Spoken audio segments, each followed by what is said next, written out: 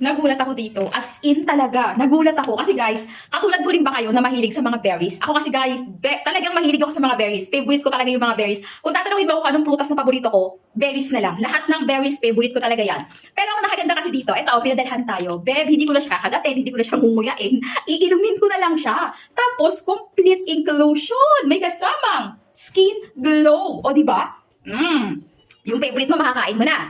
Yung favorite mo, maiinom mo na. Tapos mag-i-skin glow ka pa. Nakakatuwa lang, di ba? Sa isang pack na to, meron na tong 7 pieces na sachet na kasama. O, di ba? Ang dami na. Parang 1 week mo siyang iinumin. No? Isang beses lang naman sa isang araw.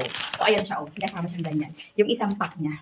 Tapos, syempre, basahin mo na lang yung description sa baba kung paano siya i-drink and beg. Napaka-simple lang yan. Mix-mix mo lang. Gawa ka na ng video na giniinom ko to kung paano ko siya gawin, ha? Pero ako normally, pag mga ganito, gusto ko inahalo ko sa mga drinks. Ginagawa ko siya. Lagyan ko muna ng mainit na tubig konti, tapos cold water, o kaya inahalo ko sa mga milk or coffee ko. Pero this one is berries na nga kasi gusto ko ma-feel yung talagang authenticity ng berries. Kaya inumin ko siya ng pure berries juice lang.